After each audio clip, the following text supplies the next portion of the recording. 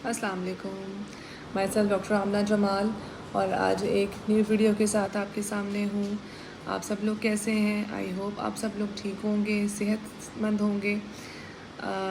मैंने जो पिछली वीडियो बनाई थी वो बनाई थी प्रेगनेंसी पे कि प्रेगनेंसी से रिलेटेड जो इश्यूज़ हैं वो क्या होते हैं और उसके जो फर्स्ट ट्राइमेस्टर है, जो फर्स्ट 3 मंथ्स होता है, ठीक है, उस पर हमने क्या करना होता है। और अब जो मेरी वीडियो है वो है कि हमने जो उससे नेक्स्ट 3 मंथ सेकेंड ट्राइमेस्टर जिसको हम बोलते हैं, थर्ड मंथ से लेकर 6 मंथ का टाइम होता है, 3 से 6 महीने का टाइम होता है। इस पे हमने क्या करना है और क्या केयर है, क्या खाना है, कौन से टेस्ट करवाने हैं, ये सेकेंड ट्राइमेस्टर में आ जाता है। सेकेंड ट्राइमेस्टर में आपने क्या करना होता है, टेस्टों की जहाँ तक बात की जाए तो आपने अपनी सीबीसी जो ब्लड का टेस्ट है वो रिपीट करवाना होता है ताकि आपको पता चले कि 3 महीनों में आपको खून की कितनी कमी हुई है। दूसरा, आपने इसके अंदर ब्लड प्रेशर का लाजमी चेक करवाना है क्योंकि बीपी जब बढ़ना शुरू होता है तो वो इसी दौरान बढ़ना शुरू होता है, ठीक है। तो आपने अपना रेगुलर जो ब्लड प्रेशर है वो चेक करना है कि आपका ब्लड प्रेशर कहीं ज़्यादा तो नहीं हो रहा, क्योंकि अगर ब्लड प्रेशर ज़्यादा हो, ठीक है, तो उस पर मैं एक वीडियो अलग बनाऊंगी इंशाल्लाह कि अगर भी ब्लड प्रेशर प्रेगनेंसी में ज़्यादा होना शुरू हो जाए तो क्या क्या चेंजेस आती हैं और आपने क्या क्या टेस्ट करवाने होते हैं और कंसल्टेशन लेनी होती है, चेकअप करवाना होता है। वो वीडियो इंशाल्लाह मैं नेक्स्ट इसमें डालूँगी।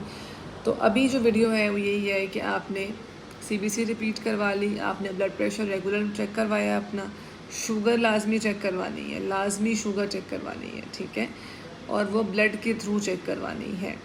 यहाँ चेक नहीं, ये जो फिंगर टिप पे चेक होती है वो चेक नहीं करनी घर पे। आप कोशिश करें कि आप अपनी एक दफ़ा ब्लड शुगर जो है वो लैब में जाके ब्लड दे के चेक करवाएं, क्योंकि जब आप यहाँ से चेक करवाते हैं तो यहाँ से और जो आपने ब्लड दिया होता है उन दोनों की शुगर में फ़र्क होता है, ठीक है। तो ये चीज़ लाजमी है। उसके बाद आपने क्या करना है, आयरन सप्लीमेंटेशन स्टार्ट कर देनी है। मैंने शुरू में बताया था कि पहले 3 महीनों में आपने आयरन नहीं लेना, लेकिन अब आप आयरन ले सकते हैं। आइबर्ट फॉलिक टैबलेट होती है, मैं उसकी स्ट्रक्चर इसमें डाल दूँगी। वो तकरीबन हर बंदे को सूट कर जाती है, क्योंकि आयरन को सूट करना बहुत मुश्किल काम है, आयरन सूट नहीं करता, ठीक है। तो मैं उसका लिंक डाल दूँगी, पिक्चर डाल दूँगी, उसमें आयरन भी है, फॉलिक एसिड भी है। अब आपने फॉलिक एसिड छोड़ देनी है, जो टैबलेट आप शुरू में ले रहे थे ना फॉलिक एसिड की एक टैबलेट, वो आपने छोड़ देनी है। अब आपने आयरन लेना है, और अगर आयरन के साथ फॉलिक एसिड हो एक कॉम्बिनेशन में, जैसे आइबर्ट फॉलिक के नाम से टैबलेट है, तो दोनों चीज़ें हैं, तो आप वो ले सकते हैं, तो आप वो ले लें, आइबर्ट फॉलिक। अच्छा, उसके बाद कैल्शियम आपने कंटिन्यू रखना है, कैल्शियम नहीं छोड़नी। और अगर आप कैल्सी के नाम से CSC 1000 होती है, पिक्चर में डाल दूँगी, ठीक है, वो अगर आप पानी में डाल के पीना चाहें, ठीक है, तो वो बहुत ज़बरदस्त आपको देगी, रिज़ल्ट्स देगी, वो बहुत अच्छी है, ठीक है। उसको पानी में डाल के पीने से जल्दी एब्जॉर्ब बहुत जल्दी इफ़ेक्ट करती है। फिर बात वही आ गई, जिस तरह फॉलिक एसिड और कैल्शियम आप अलग अलग टाइम पे ले रहे थे, इसी तरह से आयरन और प्लस कैल्शियम आपने अलग अलग लेनी है। सुबह आयरन ले लें, रात में कैल्शियम ले लें, पानी के साथ ले लें, दूध के साथ नहीं लेनी। ये चीज़ें आप थोड़ी सी इसमें देख लें, ठीक है। अच्छा, ये तो हो गई आपकी सप्लीमेंटेशन में इससे ज़्यादा ऐड नहीं करना।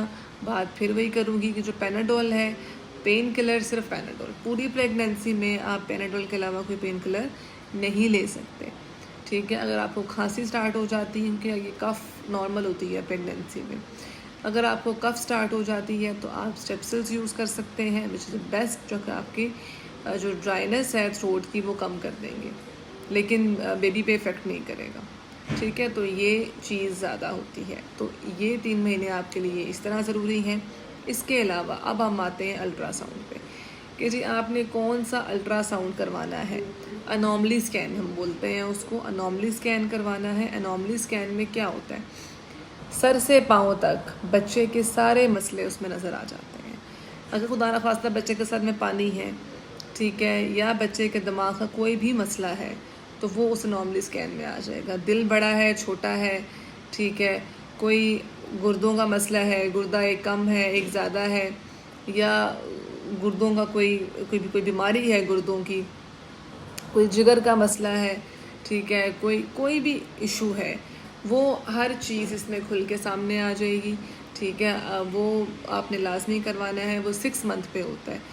जब आपका 3rd मंथ स्टार्ट होगा, 2nd ट्राइमेस्टर के एंड पे होता है ये स्कैन, और आप ये स्कैन ज़रूर करवाएं और कोशिश करें किसी अच्छी लैब से करवाएं, क्योंकि अक्सर हम कुछ लोग तो करवाते ही नहीं हैं, कुछ करवाते हैं वो ऐसी जगहों से करवा लेते हैं कि जहाँ पे वो 2-3 बातें बता के बस स्कैन ख़त्म। ऐसा नहीं होता ये स्कैन। इस स्कैन में आपको सर से लेकर पाँव तक हर चीज़ का पता चलता है। इवन कुछ लोग जेंडर पता करवाते हैं कि जी बेटा या बेटी। मैं इस चीज़ को बुरा नहीं समझती हूँ। उसकी वजह ये है कि अच्छी नीयत से आप पूछें अगर डॉक्टर से कि जी मैंने बच्चे की शॉपिंग करनी है, या मैंने बच्चे के लिए कुछ, मतलब होता है लोग प्लानिंग करते हैं। नेम तो खैर लोगों ने दोनों तरह के सोचे होते हैं, लेकिन एक ख्वाहिश भी होती है इंसान की। और दूसरी बात ये है कि शॉपिंग के लिहाज से आजकल लोग ज़्यादा पूछते हैं कि भाई मैंने कपड़े लेने हैं बच्चे के, या मैंने कोई चीज़ लेनी है बच्चे की, तो मुझे काइंडली जेंडर बता दें। तो जेंडर भी जो है वो 4th-5th मंथ में पता 5th मंथ के बाद पता चल जाता है। तो वो भी अगर आपने पूछना है, अगर आपका डॉक्टर बताता है तो बता देगा। अगर हो सकता है कुछ डॉक्टर्स माइंड करते हैं, वो नहीं बताते, वो उनकी अपनी अपनी है, ठीक है। क्योंकि कुछ लोग रिलक्टेंट होकर पूछते हैं, और वो जो है ना, उनकी नीयत डॉक्टर अगर भांप ले कि भाई इसकी बंदे की नीयत क्या है, अगर बेटी है और ये बेटी की चीज़ को बुरा समझता है और इसलिए पूछ रहा है, तो हो सकता है आपको ना बताएं। लेकिन अगर आप का ये सेंस है कि बेटा या बेटी सब अल्लाह ताला की तरफ से होते हैं, अल्लाह ताला का शुक्र अदा करना चाहिए और दुआ करनी चाहिए कि बच्चे के अंदर कोई नुक्स ना हो, बच्चा सेहतमंद हो और माँ बाप के हाथ में सेहतमंद आए, ठीक है। क्योंकि अगर जिस बच्चे में नुक्स होता है या मसले होते हैं, उनके माँ बाप को जो अजियत सारी ज़िंदगी भुगतनी पड़ती है वो वही समझ सकते हैं, वो हम नहीं समझ सकते। अल्लाह ताला हमें ऐसे इम्तहानात से महफूज रखें, आमीन सुम्मा आमीन। हमें कभी ऐसे इम्तहान देखने ना पड़े। हमारे बच्चे को अल्लाह ताला सेहत दे और सबके बच्चों को सेहत दे और सेहतमंद औलाद दे। ये नहीं है कि बेटी है बेटी दे दे। आजकल का क्या दौर है, आजकल बेटियाँ बेटों से वैसे ही आगे हैं और लड़कियां वैसे ही लीड कर रही हैं हर उसमें फील्ड में माशाल्लाह से।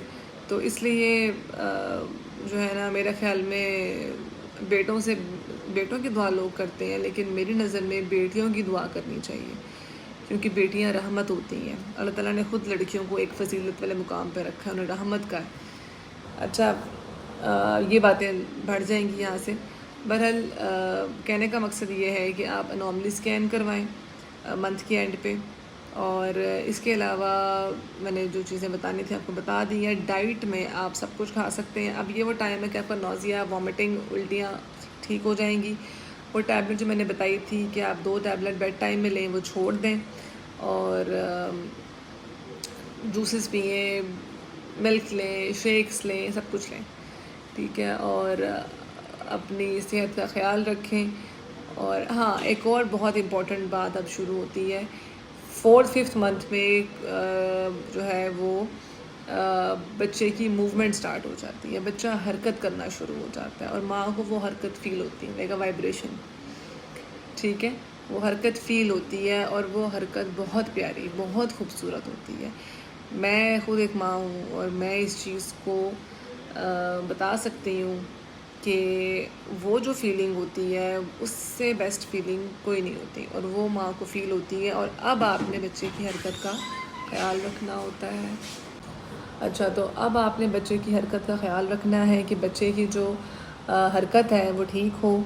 और अब ये चीज़ होती है कि अब ये वो लेवल आ गया है कि माँ ख़ुद बच्चे की असेसमेंट कर सकती है कि मेरा बच्चा ठीक है, वो सही से हरकत कर रहा है। अगर हरकत महसूस होना शुरू एक दफ़ा हो गई है, 5th मंथ में स्टार्ट होती है हरकत, अगर हरकत महसूस होना शुरू हो गई है, फिर आपने नोट करना है कि दिन में वो कितनी दफ़ा हरकत कर रहा है। कभी हरकत कम महसूस हो या पूरा दिन हरकत ना महसूस हो, ठीक है, तो फिर आपने परेशान होना है कि हरकत क्यों नहीं कर रहा, ठीक है। तो अब माँ को पता चलना शुरू हो जाएगा कि बच्चा मेरा जो है वो ठीक है या उसे कोई मसला तो नहीं हो रहा।